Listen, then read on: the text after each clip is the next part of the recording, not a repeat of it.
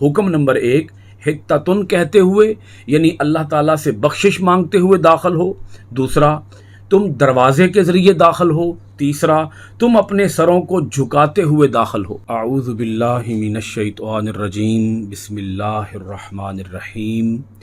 معزز خواتین و حضرات، عزیز طلبہ و طالبات، ڈیلی قرآن کلاس میں آپ سب کو خوش آمدید۔ امید کرتا ہوں آپ سب خیر و عافیت کے ساتھ ہوں گے۔ آج ہم پڑھیں گے سورۃ الاعراف پارہ نمبر 9 آیت نمبر 159۔ لفظی ترجمہ سماعت کیجیے گا۔ وَمِن قَوْمِ مُوسَىٰ، اور موسیٰ علیہ السلام کی قوم سے، امتن ایک گروہ ہے، یہدون جو راہ بتاتا ہے، بالحق حق کے ساتھ، وبہ اور اسی حق کے ساتھ، یعدلون عدل کرتا ہے۔ معزز ناظرین کرام، اس آیت مبارکہ سے قبل جو آیات آئیں، ربط آیات سماعت کیجیے گا۔ حضرت موسیٰ علیہ السلام اپنے ساتھ 70 افراد کو لے کر طور سینا پر تشریف لے کر گئے تھے، اور آپ کا مقصد یہ تھا کہ بچھڑے کی پوجا کرنے والوں کے لیے بخشش کا اللہ تعالیٰ کی بارگاہ سے سوال کیا جائے۔ اس پر تفصیلی بات ہو چکی ہے۔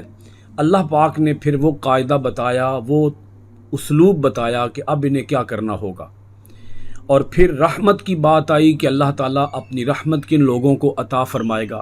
اب چونکہ یہ واقعہ سنایا جا رہا تھا یہود کو اور مدینہ طیبہ کے اندر رہنے والے یہود کو، عہد نبوی کے اندر نبی کریم صلی اللہ علیہ وآلہ وسلم آپ یہ واقعہ سنا رہے ہیں قرآن مجید کی آیات کے ذریعے، تو اس سے یہود کو یہ مغالطہ ہوا کہ اس کے اندر رحمت کی بات ہمارے لیے کی گئی ہے۔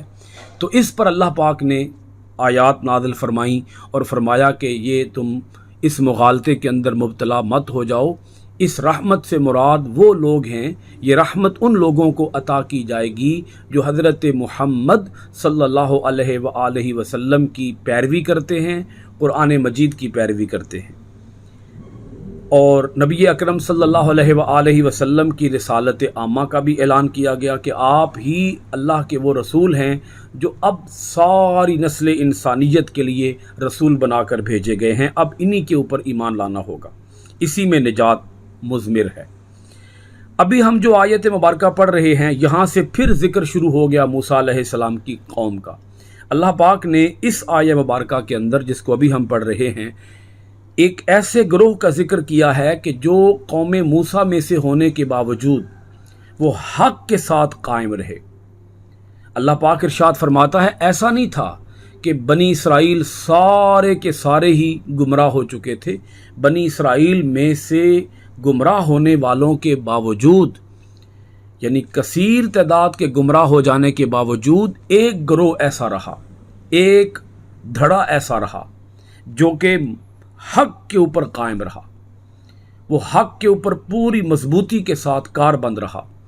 اب اس گروہ کی جو بات ہے، یہ مختلف مفسرین کرام نے مختلف آراء بیان کی ہیں، لیکن اگر ہم اس کو یوں سمجھ لیں کہ حضرت موسیٰ علیہ السلام کے دور میں بھی یہ جماعت موجود رہی، حق کے اوپر قائم رہنے والی جماعت، یہ جماعت دور موسیٰ علیہ السلام میں بھی موجود رہی، موسیٰ علیہ السلام کے انتقال کر جانے کے بعد بھی وہ حق کے اوپر قائم رہی، اور اسی طرح حضور نبی اکرم صلی اللہ علیہ وآلہ وسلم کے زمانہ اقدس کے اندر بھی ایک ایسی جماعت موجود رہی جو حق کے اوپر قائم رہی۔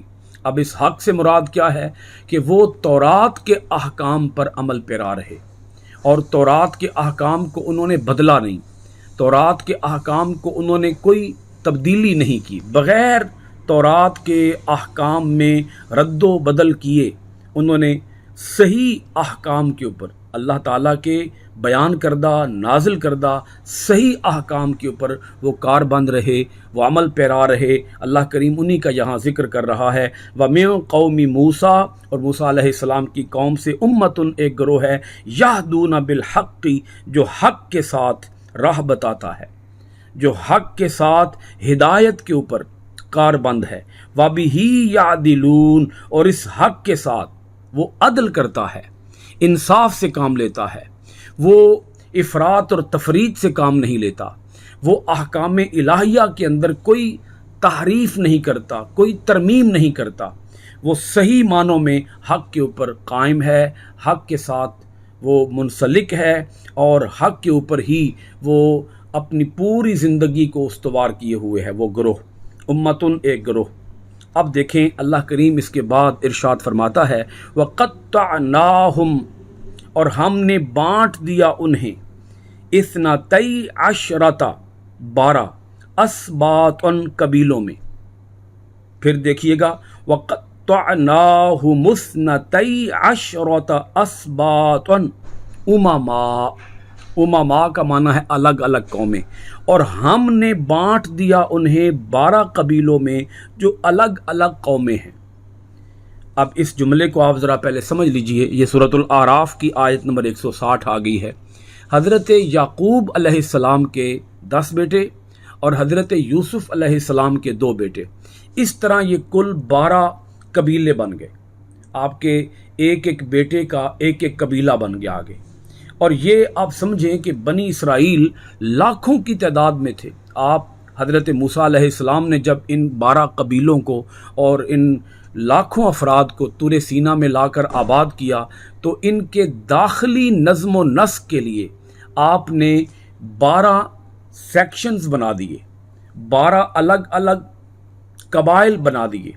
آپ نے ان کو 12 حصوں کے اندر تقسیم کر دیا تاکہ ان کے اوپر ایک نگران ہو، اور اگر ان کے درمیان کوئی جھگڑا پیدا ہو جائے، کوئی معاملہ خراب ہو جائے، کوئی بھی الجھن پیدا ہو جائے تو جو قبیلے کا سردار ہوگا، قبیلے کا نگران ہوگا، وہ اپنے قبیلے کے انٹرنل افیئرز کو دیکھے گا اور اس کو درست کرے گا اور ان کے درمیان تصفیہ کرائے گا۔ اب اس کے بعد اللہ کریم نے پانی اور اسی طرح خوراک کا ذکر کیا ہے کہ ان لاکھوں افراد کے لیے ہم نے پانی کا کیا بندوبست کیا اور اسی طرح خوراک کا کیا بندوبست کیا۔ دیکھیے گا آیت مبارکہ کو، وَأَوْحَيْنَا إِلَى مُوسَىٰ، اور ہم نے موسیٰ علیہ السلام کی طرف وحی بھیجی، إِذِ اسْتَسْقَاهُ قَوْمُهُ أَنِ اضْرِب بِّعَصَاكَ الْحَجَرَ، وَأَوْحَيْنَا، اور ہم نے وحی بھیجی، إِلَى مُوسَىٰ، موسیٰ علیہ السلام کی طرف، اذ جب اسْتَسْقَاهُ پانی طلب کیا آپ سے، قومہ آپ کی قوم نے۔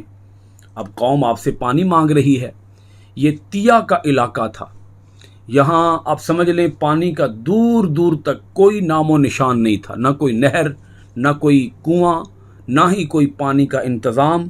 اللہ پاک ارشاد فرماتا ہے قوم نے آپ سے پانی مانگا، قوم کو پیاس لگی، اَنِضْرِبْ بِعَصَاكَ الْحَجَرَ، ان کہ اضرب مارو بِعَصَاكَ اپنا عصا، الحجر پتھر کو۔ ہم نے وہی بھیجی کہ موسیٰ علیہ السلام اپنے عصا سے اس پتھر کو مارو، فَانْبَجَسَتْ تو پھوٹ نکلے، منہ اس سے، 12 12 عیناً چشمے۔ اللہ پاک فرماتا ہے کہ موسیٰ علیہ السلام کا یہ معجزہ یہاں پر ظاہر ہوا کہ موسیٰ علیہ السلام کو ہم نے حکم دیا کہ آپ اپنا عصا ایک پتھر کے اوپر ماریں۔ آپ نے اپنا عصا پتھر کے اوپر مارا تو اس میں سے 12 چشمے نکلے۔ یہ 12 چشمے اس لیے نکلے کیونکہ قوم کے قبیلے 12 تھے، تو اللہ پاک فرماتا ہے کہ ہم نے 12 چشمے جاری کیے تاکہ ان کے درمیان، ان 12 قبیلوں کے درمیان، ان 12 دھڑوں کے درمیان کوئی بھی اختلاف پیدا نہ ہو، کوئی جھگڑا پیدا نہ ہو۔ قد علم کل اناس مشربہم، قد علم جان لیا، کلو ہر ایک، اناسن گروہ نے، مشربہم اپنا اپنا گھاٹ، وظللنا اور ہم نے سایہ کر دیا، علیہم ان پر، الغمام بادل کا، اور اللہ پاک فرماتا ہے ہم نے ان کے اوپر سایہ کر دیا بادل کا۔ اب وہاں نہ کوئی درخت ہے، نہ کوئی سائبان ہے، نہ کوئی سایہ ہے، تو اللہ پاک فرماتا ہے کہ ہم نے ان کے اوپر بادل تان دیے، بادل، تاکہ وہ سائے میں رہیں۔ یہ اللہ تعالیٰ اپنی نعمتیں بیان کر رہا ہے کہ بنی اسرائیل کے اوپر ہم نے کس کس طرح سے اپنی نعمتیں نازل فرمائیں۔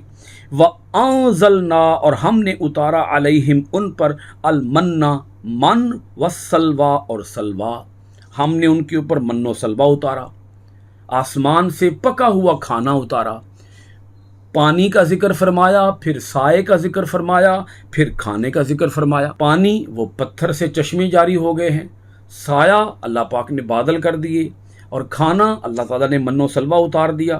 فرمایا کلو من طیبات ما رزقناکم، کلو کھاؤ من طیبات پاکیزہ چیزوں سے، ما رزقناکم جو ہم نے تمہیں دی ہیں، وما ظلمونا اور نہیں کیا ظلم انہوں نے ہم پر، ولیکن بلکہ کانو وہ تھے، انفسہم اپنی ہی جانوں پر، یظلمون ظلم کرتے رہتے تھے۔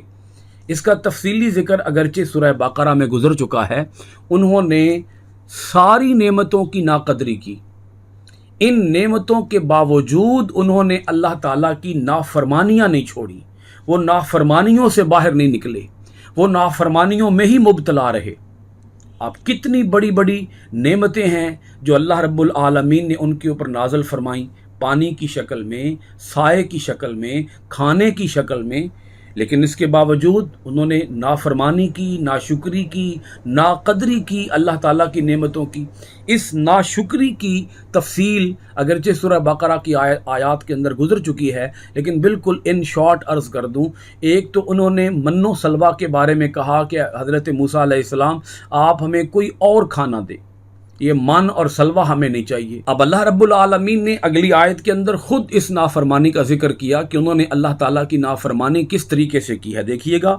وَإِذْ اور جب قیل کہا گیا لہم انہیں، اسکنوا آباد ہو جاؤ، ہذہ القریۃ اس شہر میں، وکلوا اور کھاؤ، منہا اس سے، حیث جہاں سے، شئتم تم چاہو، وقولوا اور کہو، حطۃ بخش دے، وادخلوا اور داخل ہو جاؤ، الباب دروازے سے، سجدن جھکتے ہوئے، نغفر ہم بخش دیں گے، لکم تمہاری، خطیئاتکم خطائیں، سنزید المحسنین زیادہ دیں گے احسان کرنے والوں کو، سنزید ہم زیادہ دیں گے، المحسنین احسان کرنے والوں کو۔ اب دیکھیں اس آیت مبارکہ کے اندر اللہ کریم ان کی اس نافرمانی کا ذکر فرما رہا ہے کہ انہوں نے اللہ تعالیٰ کی نافرمانی کیسے کی۔ انہیں بستی کے اندر جب داخل ہونے کا حکم دیا گیا، اس شہر کے اندر رہنے کا اور اس کو آباد کرنے کا حکم دیا گیا، تو انہوں نے اللہ تعالیٰ کی نافرمانی کیسے کی۔ انہیں دو حکم دیے گئے تھے۔ ایک حکم یہ تھا کہ جب تم اس شہر میں داخل ہو تو اپنی زبانوں کے اوپر حطۃ کا کلمہ لاؤ، اس کا مطلب ہے کہ اب اللہ تعالیٰ ہمیں بخش دے۔ دوسرا حکم یہ تھا کہ جب تم اس شہر میں داخل ہو تو شہر کے دروازے سے جھکتے ہوئے داخل ہو۔ اب اگر آپ ان کو اوورال 3 احکام بنا لیں، نمبر 1، حکم نمبر 1 حطۃ کہتے ہوئے یعنی اللہ تعالیٰ سے بخشش مانگتے ہوئے داخل ہو، دوسرا تم دروازے کے ذریعے داخل ہو، تیسرا تم اپنے سروں کو جھکاتے ہوئے داخل ہو۔ اب انہوں نے ان تینوں احکام کی خلاف ورزی کی۔ حضرت موسیٰ علیہ السلام کی اس قوم نے ان تینوں احکام کے الٹ کیا۔ الٹ کیسے کیا؟ انہوں نے حطۃ کی جگہ پر حنطۃ کہا کہ ہمیں بخشش نہیں چاہیے، ہمیں گندم چاہیے، ہمیں روٹی چاہیے۔ اسی طرح انہوں نے دروازے سے داخل ہونے کی بجائے انہوں نے دیواریں پھلانگ کر داخل ہونا پسند کیا کہ ہم اس حکم کے بھی الٹ کریں گے۔ یعنی دروازے سے داخل ہونا آسان تھا، لیکن بجائے دروازے سے داخل ہونے کے وہ دیواروں کے ذریعے داخل ہوئے، پھر حکم کو الٹ کر دیا۔ اب دیکھیں آگے ان کو تیسرا حکم یہ تھا سروں کو جھکاتے ہوئے داخل ہو۔ وہ سروں کو جھکاتے ہوئے نہیں بلکہ سروں کو اٹھا کر وہ داخل ہوئے، وہ اپنے اندر تکبر پیدا کر کے، غرور پیدا کر کے۔ اصل میں اس شہر کے اندر وہ ایک فاتح کی حیثیت سے داخل ہو رہے تھے۔ اس شہر کو اللہ رب العالمین نے ان کے لیے فتح کر دیا تھا، تو بجائے اس شہر میں اللہ کے حکم کی اطاعت کرتے ہوئے اور شکر گزاری کرتے ہوئے داخل ہوتے، انہوں نے اللہ تعالیٰ کی اس نعمت کی بھی ناشکری کی۔ اللہ تعالیٰ نے ان کے لیے شہر فتح کیا، لیکن انہوں نے اس شہر میں داخل ہونے کے لیے تینوں احکام کو بدل دیا۔ اللہ پاک نے ارشاد فرمایا کہ اگر تم حطۃ کہتے ہوئے داخل ہوگے، دروازے کے ذریعے داخل ہوگے اور سروں کو جھکاتے ہوئے اپنے اندر عاجزی انکساری پیدا کرتے ہوئے داخل ہوگے، نغفر لکم خطیئاتکم تو ہم تمہاری خطائیں بخش دیں گے، سنزید المحسنین، اور ہم احسان کرنے والوں کو۔ اب احسان کیا ہے کہ ان تینوں احکام کی پابندی کرنے میں وہ انتہائی زیادہ اخلاص سے، ذوق سے اللہ کے حکم پر بڑے شوق سے عمل پیرا ہوں گے۔ اللہ کے حکم پر عمل پیرا ہونے میں وہ کسی کوتاہی سے کام نہیں لیں گے، پوری دل جمی کے ساتھ، تندہی کے ساتھ، ذوق شوق کے ساتھ، خوشی کے ساتھ، اور اللہ تعالیٰ کی اس نعمت کا انتہائی زیادہ شکر کرتے ہوئے وہ داخل ہوں گے۔ تو یہ احسان تھا، یعنی جس کے اندر اخلاص زیادہ ہوگا ہم اس کو اور زیادہ اجر عطا فرمائیں گے۔ مگر انہوں نے کیا کیا؟ فبدل، بدل ڈالی، الذین ظلموا، جنہوں نے ظلم کیا تھا، منہم، ان میں سے، قولاً بات، غیر خلاف اس کے، الذی جو، قیل کہی گئی، لہم انہیں، فارسلنا، تب ہم نے بھیج دیا، علیہم ان پر، رجزن عذاب، من السماء آسمان سے، بما کانوا یظلمون، اس وجہ سے کہ وہ ظلم کیا کرتے تھے۔ طاعون کی بیماری کے اندر وہ مبتلا ہوئے اور ایک ہی لمحے کے اندر 24,000 بنی اسرائیل کے لوگ وہ ہلاک کر دیے گئے۔ اللہ تعالیٰ نے انہیں اس جرم کی سزا دی۔ جرم انہوں نے کیا کیا تھا کہ انہوں نے بدل ڈالا تھا، فبدل الذین ظلموا منہم قولا غیر الذی قیل لہم۔ اللہ پاک ارشاد فرماتا ہے تو بدل ڈالی جنہوں نے ظلم کیا تھا ان سے بات خلاف اس کے جو کہی گئی تھی، یعنی جو بات ان سے کہی گئی تھی اس کے خلاف انہوں نے بدل دی، اس کو الٹ کر دیا، اس کا اپوزٹ کیا۔ اور یہ لوگ کیا تھے؟ یہ ظالم تھے، یعنی اللہ تعالیٰ کے نافرمان تھے۔ تو پھر ہمارا عذاب کا قانون حرکت میں آیا اور ہم نے ان کے اوپر آسمان سے عذاب نازل کیا۔ یہاں ایک بات آخر میں یہ سمجھ لیجئے کہ بنی اسرائیل کے جو لوگ تھے وہ دعویٰ یہ کرتے تھے، اب یہ مدینہ طیبہ کے یہود کی بات ہو رہی ہے، دور نبوی کے یہود کی بات ہو رہی ہے۔ یہ دعویٰ یہ کرتے تھے ہمارے آباء و اجداد تو بڑے نیک تھے، بڑے پارسا تھے، بڑے متقی تھے، انبیاء کرام کے اطاعت گزار تھے، حالانکہ انہیں اندر سے یہ بات معلوم تھی، وہ جانتے تھے کہ ہمارے آباء و اجداد نافرمان تھے، انہوں نے نبیوں کی مخالفت کی ہے، وہ جانتے تھے، لیکن لوگوں سے چھپاتے تھے اور لوگوں کے سامنے اپنے آباء و اجداد کی تعریفوں کے پل باندھتے تھے۔ اللہ کریم نے ان کے اس جھوٹ کو، اس کذب کو چاک کر دیا، ان کے جھوٹ کا پردہ چاک کر دیا، ان کا راز فاش کر دیا، اور حضور نبی اکرم صلی اللہ علیہ وآلہ وسلم کی زبان اقدس سے قرآن مجید کی ان آیات کے ذریعے وہ واقعات صحیح طور پر سنا دیے جن کو بنی اسرائیل کے لوگ یعنی یہود اس کو توڑ موڑ کے اور غلط انداز میں پیش کرتے تھے، تو اس کو صحیح انداز میں حضور نبی اکرم صلی اللہ علیہ وآلہ وسلم نے بتا دیا کہ ان لوگوں کی اصلیت یہ ہے، ان کی حقیقت یہ ہے، اور ان کے آباء و اجداد کی تاریخ یہ ہے کہ انہوں نے ہمیشہ انبیاء کرام کی نافرمانی کی ہے، اسی وجہ سے یہ مجھ محمد عربی صلی اللہ علیہ وآلہ وسلم کی بھی نافرمانی کرتے ہیں اور قرآن مجید کے احکام کی بھی نافرمانی کرتے ہیں، اور تورات کی آیتوں کو بھی یہ بدل ڈالتے ہیں۔ جیسے ان کی پرانی تاریخ ہے، آج بھی یہ اسی طرح کرتے ہیں کہ تورات کی آیتوں کو بدل کر لوگوں کے سامنے پیش کرتے ہیں۔ سورۃ الاعراف آیت نمبر 162 کے ساتھ ہماری کلاس اختتام کو پہنچی۔ انشاءاللہ العزیز سورۃ الاعراف کی آیت نمبر 163 کے ساتھ آپ کی خدمت میں پھر حاضر ہوں گے۔ اللہ تعالی ہمیں اپنی آیتوں میں غور و خوض کرنے، عمل پیرا ہونے، قرآن کے آفاقی پیغام کو دنیا بھر میں عام کرنے کی توفیقات خیر عطا فرمائے۔ بہت شکریہ۔ السلام علیکم ورحمۃ اللہ وبرکاتہ۔